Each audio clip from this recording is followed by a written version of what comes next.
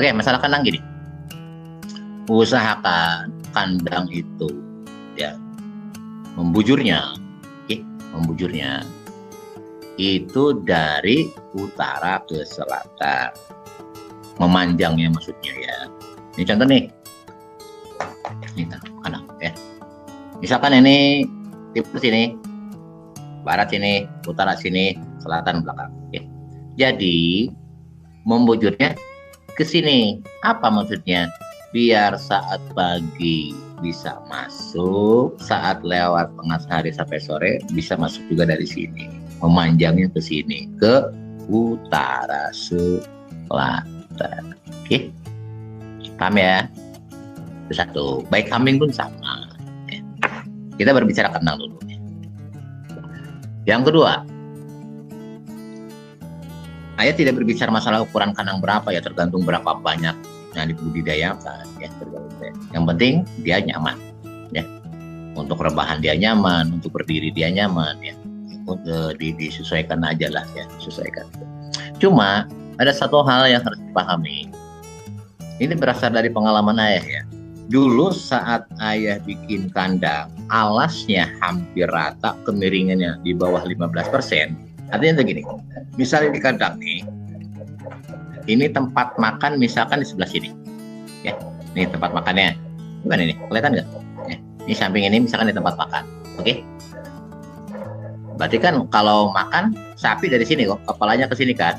Nah, ini ketika kemiringan ininya di bawah 15%, ternyata ada pengaruh dan jauh berbeda ketika ini ketinggiannya 25%.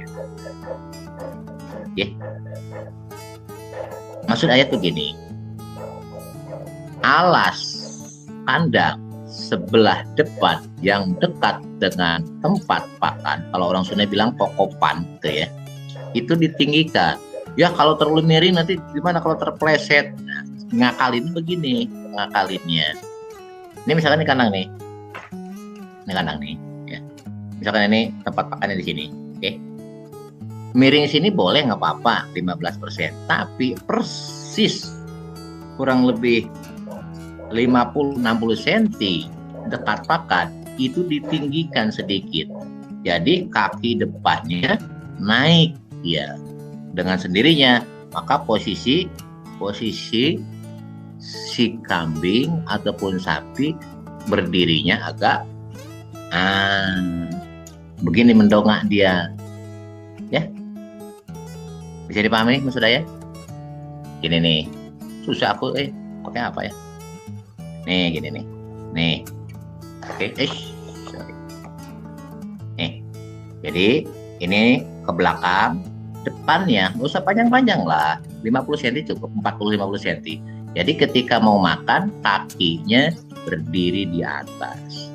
Pengalaman ayah, ketika ayah coba dengan seperti itu, logika sederhana dengan konsep saat makan jantung tidak sejajar dengan lambung, jantungnya ada di lebih atas begini, jadi miring dia, agak berdiri ya. Mau kambing mau sapi sama, ternyata proses penggemukan lebih cepat yang ketika makan dia ada di atas apanya, kaki depannya ya. Ajeg kalau orang sudah bilang, ya, nggak usah terlalu tinggi-tinggi amat lah, ya. Ada kira-kira ada selisih sekitar 5-10 cm aja naik. Agak berdiri dia nanti depannya, oke. Kalau ke belakangnya agak sedikit penting agak miring, 15% nggak apa-apa. Ternyata setelah kita pelajari, kita selidiki, kurang lebih seperti itulah, ya. Tapi jangan terlalu ini ya, biar nggak kepleset. Ternyata terselidiki ketika dia makan posisi jantung lebih tinggi dari lambungnya atau dari rumennya ya. Apa? Ternyata proses metabolismenya lebih sempurna ketimbang kalau makan dia rata, apalagi sampai menunduk. Ya. Ini pengalaman selama bertahun-tahun saya perhatiin, ternyata itu pun berpengaruh di apa? Di kondisi kandang. Bisa dipahami ya? Lanjutin. Hal yang pertama tadi sudah, kedua masalah kemiringan, yang ketiga tempat pakan usahakan jangan dari tembok, jangan dari semen, kalau bisa dari kayak plastik lah, kayak fiber, usaha kalau bisa seperti itu. Oke. Tempat minum pun sama, tempat minum pun sama. Kenapa?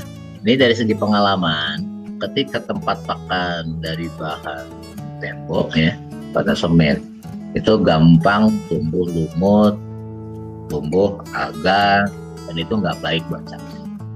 Ya, kurang bagus nanti. Sapi gampang sakit ya. Yang terbaik dari apa? Dari fiber lah, ya. Dari fiber itu lebih bagus itu. Walaupun misalkan udah tanggung, sudah berbentuk apa, pakai tembok, lap aja pakai habis lagi. Saya pahami ya, jangan langsung kena itu. Oke, lanjutin.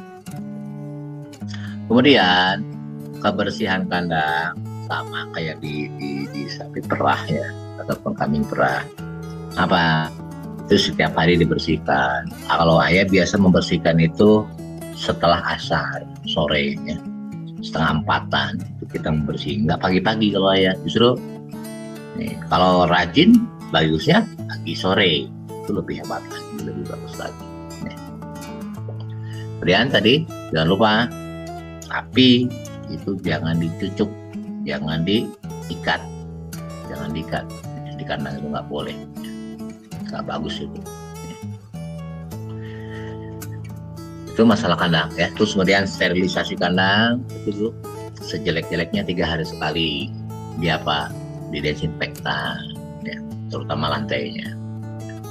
Kalau pengen betul-betul hasilnya luar biasa bagus, itu di masalah perkandang. Jadi, saya pahami